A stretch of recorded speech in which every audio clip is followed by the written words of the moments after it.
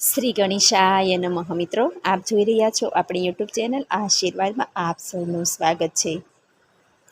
તારીખ 27થી 31 જુલાઈ 2026 અષાઢ સુદ તેરસથી અષાઢ વદ બીજ જે વ્રત લેવાય છે તે 5 દિવસનો આ તહેવાર છે. તેને જયા પાર્વતી વ્રત કહેવામાં આવે છે. તો આજે આપણે આ વિડીયોમાં સાંભળીશું જયા પાર્વતી વ્રતની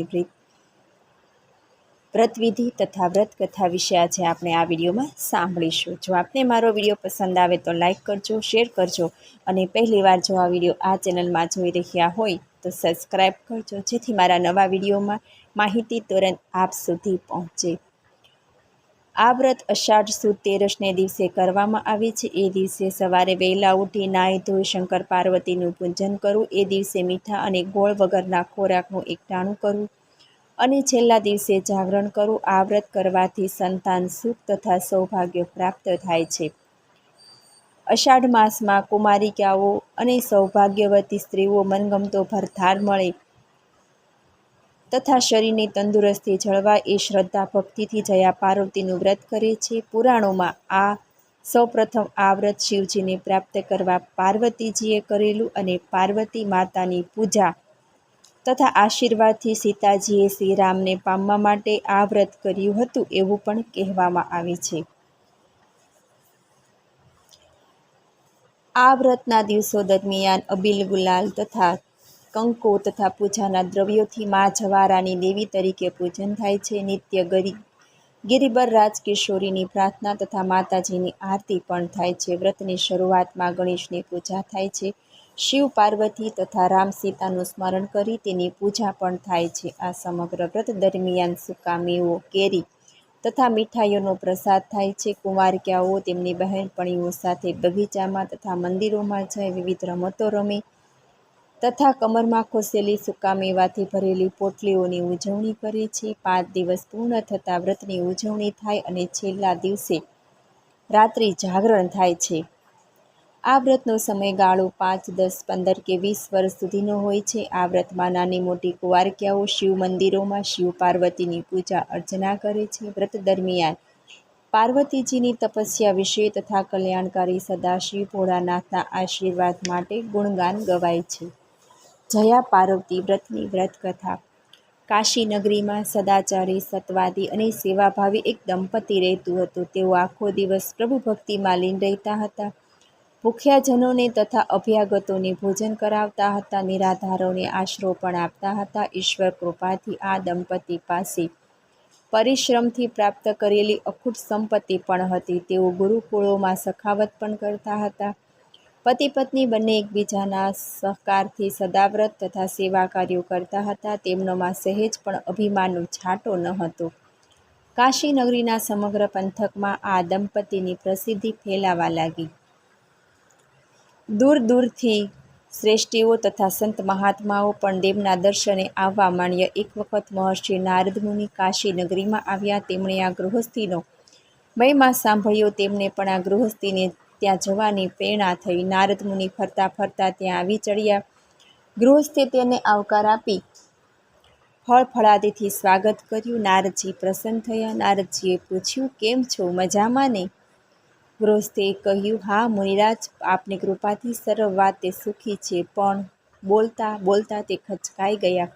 નારદજીએ કહ્યું, ખચકાવાની કંઈ જરૂર નથી. તમારા મનમાં હોય તે મને આપ વિના સંકોચે કહો. ગૃહસ્થે કહ્યું, હે મુનિરાજ, મારી કોઈ બીજી ઈચ્છા નથી, પણ એક સંતાનની ખોટ છે જે મારા સદાવ્રતને સંભાળે. આમ કહી ગૃહસ્થે મુનિને પ્રણામ કર્યા. નારદજી બોલ્યા, અહીંથી તમે દક્ષિણ દિશામાં જાઓ.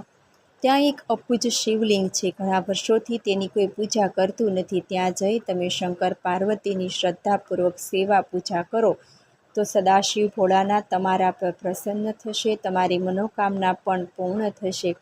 આમ આશીર્વાદ આપી નારદજી ચાલતા થયા. બીજા દિવસે નારદ મુનિની સલાહ પ્રમાણે પતિ પત્ની દક્ષિણ દિશા તરફ ચાલી નીકળ્યા. ત્યાં ઘોર વનવગડામાં ભૂખ્યા અને તરસ્યા બંને શિવલિંગની શોધમાં નીકળે છે, પણ ક્યાંય આવું મંદિર જોવા મળતું નથી. બંને જણ થાકીને એક ઝાડ નીચે આરામ કરવા બેઠા. એવામાં પત્નીની નજર એક મોટા ડુંગરની ટોચ પર પડી. ત્યાં તેને મંદિર હોવાનો અણસાર થયો. તેણે કહ્યું, હે નાથ, જુઓ પેલા ડુંગરની ટોચે ત્યાં નારદ મુનિના કહ્યા પ્રમાણેનું શિવ મંદિર હોઈ શકે છે. મંદિરનો અણસાર મળતાની સાથે દંપતીનો થાક તથા ભૂખ તરસ પણ મટી ગયા. બંને જણ ચાલતા ચાલતા ડુંગરની ટોચ પર પહોંચ્યા. ત્યાં એક શિવ મંદિર હતું. બંનેના હૃદયમાં હરખ માતો નથી. તેમણે મંદિરની સફાઈ શરૂ કરી. શિવલિંગ પરથી પાંદડા તથા ધૂળ સાફ કરી પાસેની નદીમાંથી સ્વચ્છ પાણી લાવી શિવલિંગ તથા તેની સમક્ષ રહેલી પાર્વતીજી મૂર્તિને પણ સ્નાન કરાવ્યું. મંદિર પાસે બીલીપત્રનું ઝાડ હતું. ત્યાંથી બીલીપત્રો લાવી શિવલિંગ પર ચડાવ્યા. શિવ મહિમન સ્તોત્રનો પાઠ કર્યો. તળેટીના જંગલમાં જઈ ફળ ફૂલ લાવી શિવજીને અર્પણ કર્યા. દંપતીએ સતત 5 વર્ષ સુધી શંકર પાર્વતીની પૂજા કરી, પણ ભગવાન શંકર પ્રસન્ન થયા નહીં. એક દિવસ નિત્યક્રમ પ્રમાણે પતિ વનમાં ફળ ફૂલ લેવા ગયો, પણ સાંજ પડવા આવી છતાં તે પાછો ફર્યો નહીં. એટલે પત્નીને અનેક પ્રકારની શંકા થવા લાગી. પતિની રાહ જોતી વાટ જોતા પત્ની થાકી ગઈ. ન છૂટકે તે પતિની શોધ કરવા નીકળી પડી. આ વન ખૂબ જ બિહામણું હતું. ઠેર ઠેર જંગલી પ્રાણીઓ, વાઘ, સિંહ અને રીંછોનો ભયંકર ઘુવાટા સંભળાતા હતા. શિયાળ પણ કરુણ રુદન કરતા હતા. ઘુવડ જેવા નિશાચરો આમથી તેમ ફરતા જોવા મળ્યા. તેને કશુંક અમંગળ થયો હોવાનો ભય થવા લાગ્યો. છતાં હિંમત રાખી ભગવાન શિવ અને મા પાર્વતીનું રટણ કરતી તે ચાલવા લાગી. અચાનક તેની નજર એક ઝાડ પર પડી. જોયું તો તેનો પતિ બેભાન દશામાં પડ્યો હતો.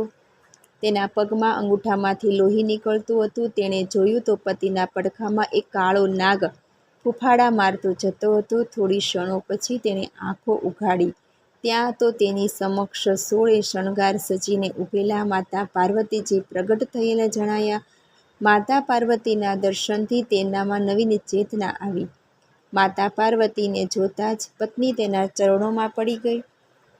માતા પાર્વતીએ તેના મૃત પતિના શરીર પર હાથ ફેરવ્યો. તરત જ પતિએ આંખો ઉઘાડી અને ભાનમાં આવી ગયો. તે આળસ મળીને ઊભો થયો. તેણે પણ માતા પાર્વતીજીના દર્શન કર્યા. બંને જણ ધન્ય થયા. પાર્વતીજી બોલ્યા, તમારા બંનેની અનન્ય ભક્તિ તથા શ્રદ્ધા જોઈને હું ખૂબ જ પ્રસન્ન થઈ છું. તમારે જે જોઈએ તે માગી લો. દંપતીએ કહ્યું, હે ભગવતી, અમારે બીજું તો કાંઈ જોઈતું નથી, પણ એક શેર માટીની ખોટ છે, તેનો કોઈ ઉપાય બતાવો. માતા પાર્વતી બોલ્યા, તમે જયા પાર્વતીનું વ્રત કરો તો તમને અવશ્ય સંતાન પ્રાપ્તિ થશે. પત્નીએ કહ્યું, માતાજી, આ વ્રત કેવી રીતે કરાય? પાર્વતીજી બોલ્યા, આ વ્રત અષાઢ સુદ તેરસને દિવસે કરવામાં આવે અને વદ બીજે પૂર્ણ થાય. આ વ્રત કરવાથી સંતાન પ્રાપ્તિ ઉપરાંત જેમ આ વ્રતથી શિવજી મળ્યા, તેમ કુંવારિકાને મનગમતો ભરથાર મળે છે. તે ઉપરાંત સ્ત્રીઓને સૌભાગ્ય પણ પ્રાપ્ત થાય છે. આ વ્રત 5, 10, 15 કે 20 વર્ષ અનુકૂળતા પ્રમાણે ઉજવવું. તે દિવસે કુંવારી કન્યાઓ, ગોપીઓ, સૌભાગ્યવતી સ્ત્રીઓને ભોજન કરાવવું. બ્રાહ્મણો પાસે આ વ્રતની ઉજવણીની પૂજા કરાવી, દાન દક્ષિણા આપવી. કુટુંબના સૌ પરિવારજન તથા સગા સંબંધીઓએ ભોજન કરાવવું. વ્રતી બહેનોએ ભોજનમાં મીઠું લેવું નહીં. મોળ એકટાણું કરવું. વ્રતની કથા વાંચી સંભળાવી તથા ઘરમાં દાદા દાદી તથા વડીલોને પ્રણામ કરી આશીર્વાદ મેળવવા. આ વ્રતથી સૌનું કલ્યાણ થાય તેવા આશીષ મળે છે. આ વ્રતનો મહિમા સાંભળવાથી માતા પાર્વતી અંતર્ધ્યાન થઈ ગયા. માતા પાર્વતીના આશીર્વાદ મેળવી દંપતી આ જયા પાર્વતીનું વ્રત કરે છે અને ત્યાં તેને ઘેર પારણું બંધાય છે.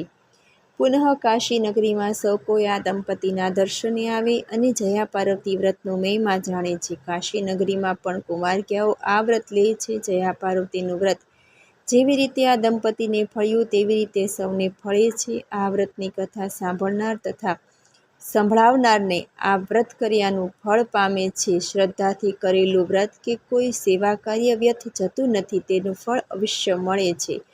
સર્વ મંગલ માંગલ્યે શિવે સર્વાર્થ સાધિકે શરણ્યે ત્રંબકે ગૌરી નારાયણી નમોસ્તુતે. મને સાંભળવા બદલ ધન્યવાદ. જો આપને મારો વિડીયો પસંદ આવે તો લાઈક કરજો, શેર કરજો અને પહેલી વાર જો આ વિડીયો આ ચેનલમાં જોઈ રહ્યા હોય તો સબસ્ક્રાઈબ કરજો, જેથી મારા નવા વિડીયોની માહિતી તુરંત આપ સુધી પહોંચે. ધન્યવાદ. જય શ્રી કૃષ્ણ.